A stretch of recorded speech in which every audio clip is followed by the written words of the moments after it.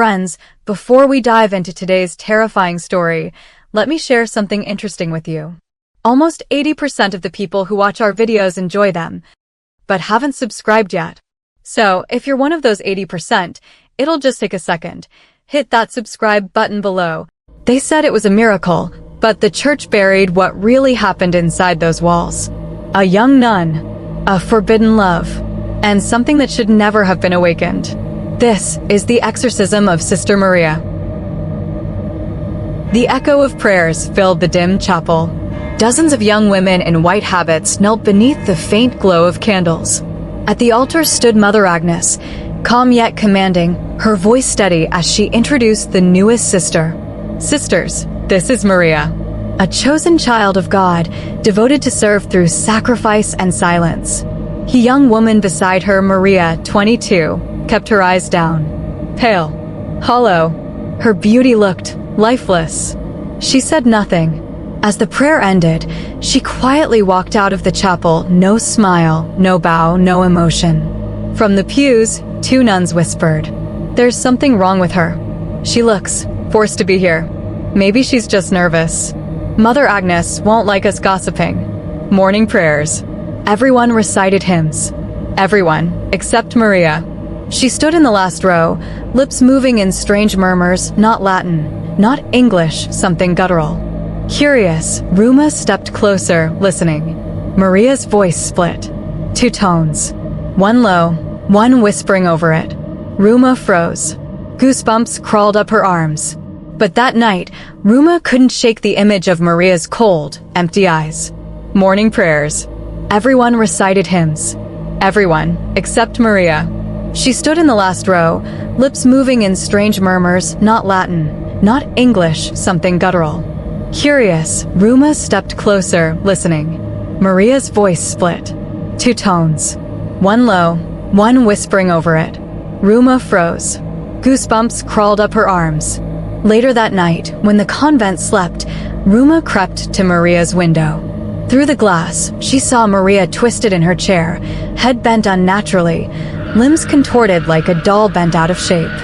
Her face, dark hollows around her eyes, mouth smeared with black, hair tangled. Maria turned her head all the way and looked directly at Ruma. Ruma screamed. Moments later, the others came running. Ruma lay trembling on the floor. Mother Agnes rushed to the window and looked inside. Maria sat motionless, whispering in a man's voice, "In the name of the Lord." Maria leapt from the chair with a guttural roar. Her pupils turned jet black. Her fingers cracked backward. She lunged at Mother Agnes, biting into her arm. Blood spilled on the floor. Maria retreated into the corner, muttering in overlapping voices. "You buried him alive. You lied to her. Now she belongs to me." The convent descended into chaos. Mother Agnes trembled as Father Steve arrived, clutching his cross. "This is not sickness. It's possession." They locked Maria inside her room. She screamed, laughed, cried, all at once. Holy water, candles, prayers. Father Steve stood before Maria. The others prayed outside. As he sprinkled the holy water, Maria shrieked. Her skin blistered where it touched. Then silence. Her body went limp. When she opened her eyes again, she looked calm, fragile, almost human. Mother Agnes sighed in relief. She's free now. Thank God. But the peace didn't last long. That evening, Maria began eating uncontrollably. Hands, mouth, face, all smeared with food like an animal feeding. Her eyes flicked up black again. Father Edmund, a senior exorcist, arrived. Maria was tied to a chair, surrounded by candles and crosses. Father Edmund began the rite.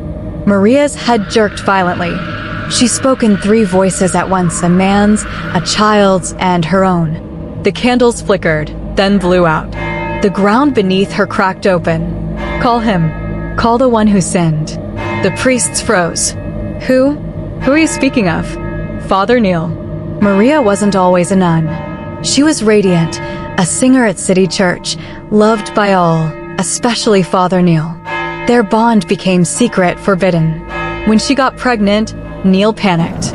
He couldn't lose his vows, his reputation. He turned to Mother Agnes for help. That night, during the storm, Maria went into labor. They told her the baby was stillborn. It wasn't. Maria's baby was buried alive behind the church.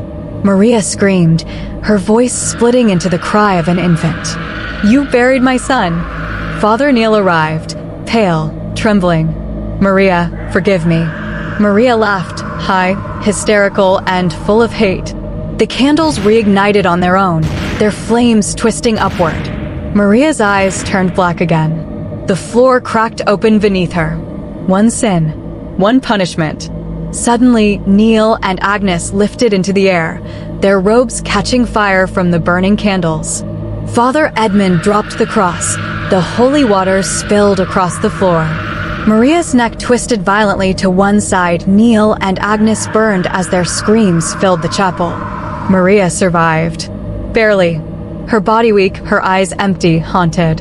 Father Edmund visited once. He said nothing. 2 churches closed forever after that night. No one spoke of it again. But every midnight, the nuns swore they could hear a baby crying near the old graveyard. Based on the true events of the Sacred Heart Convent,